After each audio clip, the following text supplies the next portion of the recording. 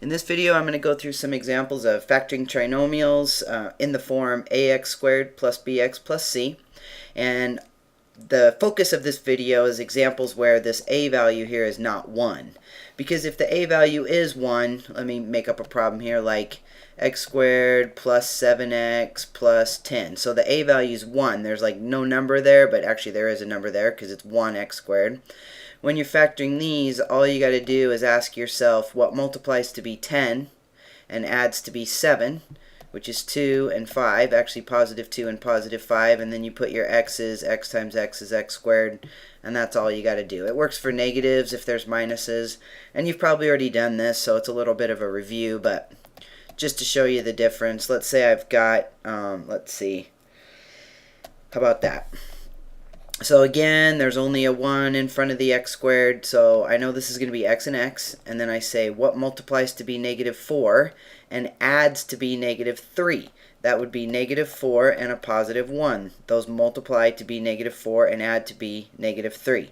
If you wanted to check that by FOIL, you certainly could do that, and it definitely will end up being what you started with. So these are examples where the a value is 1. And like I said, I'm going to focus on examples where the a value is not 1. Let's start with this one. 3x squared minus 14x plus 8. The first step, this is called the AC method. You should probably watch my video on factoring using the AC method first if you haven't watched that. I'm not going to go through the whole explanation of it. You can watch that in the other video. These are just some specific examples. So what we need to do first is we need to multiply the a value and the c value together. So that gives us 24. And then we need to figure out what multiplies to be 24 and adds to be this middle number right here, which is negative 14. So that's going to be negative 14. Okay, let's see. What multiplies to be 24 and adds to be negative 14? Well, we've got, for 24, we've got 8 and 3. That's not going to do it. 4 and 6, that's not going to do it. 12 and 2, that looks promising. How about negative 12 and negative 2? That'll work. Now what you do is you split up this middle term and you write it as the two numbers that are in your box, negative 12x minus 2x. So I split up the negative 14x into these two numbers, negative 12x and negative 2x. Bring down the 3x squared and bring down the 8. Now you're going to use factor by grouping. So you're going to group the first two terms together and the last two. But you got to be careful here when there's a minus. You can't put a parenthesis in front of a minus without affecting the plus sign in front of the 8. So what you want to do is make sure that you change this to plus a negative and then do your grouping like that so that the minus sign gets pushed in with the 2 before you do the grouping. Alright, so now we're going to figure out a greatest common factor of these first set of parentheses, which would be 3x. And we take that out and we're left with x minus 4. Greatest common factor in here is a 2.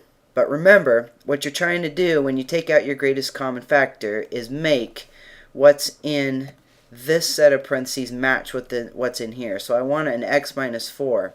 If I take out a 2, my signs aren't going to be quite right. So I'm going to take out a negative 2. And I'll tell you, 9 times out of 10, when you do what we talked about earlier and squish this negative sign in here with the 2, you're going to end up factoring it back out again. But when you take that negative out, you're also going to take it out of the 8. You're going to divide it out of the 8. So 8 divided by negative 2 is negative 4. Notice if you multiplied this back in, negative 2 times x is negative 2x. Negative 2 times negative 4 is positive 8. So that works. When we get what's in these two parentheses coming out the same, that makes us happy. And we factor that out. Again, this is factor by grouping, which should be something you know how to do. If you don't, you should go back and watch the video on factor by grouping. And then you write what was left from this when I take out the x minus 4, which is 3x. And what's left here when I take out the x minus 4 is negative 2. There it is, x minus 4 times 3x minus 2. And if you want to check that, you can FOIL it. And we would get 3x squared minus 2x minus 12x plus 8. The middle terms combine to negative 14x. And there you have it. I know I'm going a little bit fast, but this is meant to be examples. And again, if it's too fast, you should go back and watch that factoring using the AC method video and maybe even a factor by grouping video. Let's do a couple more examples. The same kind of problem. Now it's not always going to be an x here. It could be a different variable, and this example has a different variable, which is r. 6r squared minus 19r plus 10. So same thing, we're going to take the 6 times the 10, that gives us 60. And we have to figure out two numbers that multiply to be 60 and add to be the b value here, negative 19. That's always how you start. Okay, so this can be the hard part sometimes, is thinking of things that multiply to be 60. The obvious one is 6 and 10, but that doesn't work. Let's see, what else goes into 60? 2 goes into 60. 2 and 30, that's too big. How about 4? Does 4 go into 60? 4 and 15, that's looking promising. So they have to multiply to be a positive and add to be a negative 19. So I'm going to have to use negative 4 and negative 15. And it doesn't matter the order. If you put the negative 15 and then the negative 4, it wouldn't matter. You could do it both ways and see that it comes out the same. Okay, so does that work? Add to be negative 19, multiply to be positive 60. I'm happy with that. Remember the next step? You're going to rewrite the middle term, splitting it up using these two numbers. So the first term stays the same. The middle term we're going to split up. I don't care which way we do it. Let's do it the negative 15r minus 4r. And then bring down the plus 10. Now we're going to do factor by grouping. And we've got this same problem again with the minus. So we change that to plus and negative. Now we're going to see what we can factor out of a 6r squared and a 15r. Well, 3 will go into both 6 and 15, and they both have an r, so we're going to take out a 3r. 6r to the second divided by 3r would leave us a 2r. Bring down the minus. 15 divided by 3 is 5. r divided by r is 1, so that's out of there. Again, we're going to take out a negative like I talked about in the last example. Let's see what goes into both 4 and 10. I guess that'd be 2. So I'm going to take out a negative 2. Negative 4 divided by negative 2 leaves a positive 2r. And positive 10 divided by negative 2 is a negative 5. You could FOIL this, or not FOIL, but distribute this negative 2 in and see that you do end up with negative 4r plus 10. Well, we're happy with what we see here because these match. That's great. So we write down one of those, 2r minus 5, and we're factoring that out. What do we have left? We have a 3r, we have a 3r, and a minus 2. 3r minus 2, and that's your answer. And you could check that by FOIL, and it would come out. Alright, I got one more example, and then we'll call it a day for factoring trinomials. How about 20c squared minus 11c minus 3.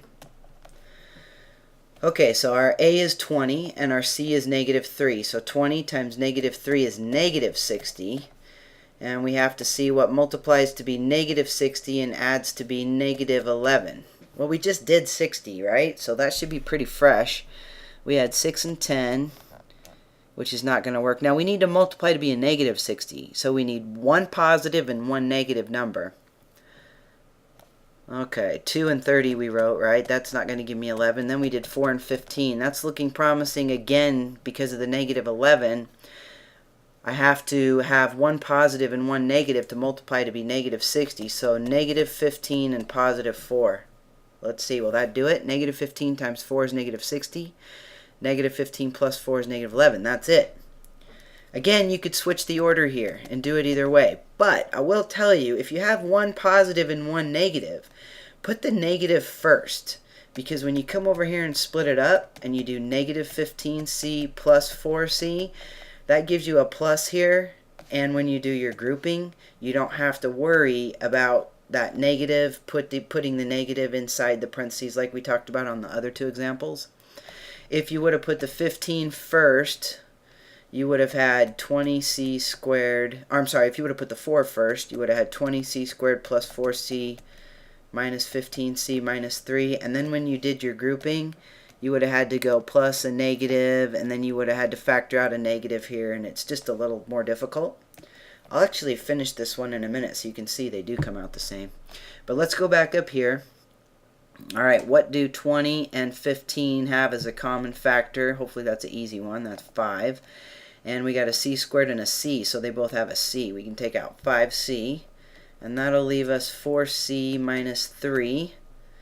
Plus, now in this one I have 4c minus 3. 4 and 3 don't have any common factors besides 1. So I'm just going to write a 1 there, and 4c minus 3, which you probably notice matches this other one, which is what we want. So we got 4c minus 3. We take that out, and what do we have left is 5c plus 1. And that's it. Okay, let's finish this one over here just to show you that it does come out the same. So we're doing the same problem, but we're just doing it two different ways depending on whether we wrote the negative 15 first or the 4 first. 20 and 4, 20c squared and 4c, they have a 4 in common and a c in common. So if I take that out and divide it, I get 5c plus 4c divided by 4c is 1. You do have to put that 1 there. Now I have a negative 15 and a negative 3, so I'm going to take out a negative 3. Negative 15 divided by negative 3 is a positive 5, and I've got the c. And then negative 3 divided by negative 3 is a positive 1. Well, I have what's in the parentheses here the same, which is awesome. So I write that down, 5c plus 1. And then what do we have left? 4c minus 3, which is the same answer as we got over here. It's just that the factors are switched. 4c minus 3, 5c plus 1, 5c plus 1, 4c minus 3, same thing. There you have it. You FOIL either one, you're going to end up with your original answer. These kind of factoring problems can really give people a lot of trouble when you're first learning how to do them. So just follow this AC method. Make sure you understand factor by grouping. And once you get this part where you split the number up into what multiplies to be AC and adds to be B, once you get these two numbers in this box, you should be home free from there. Hope that helps.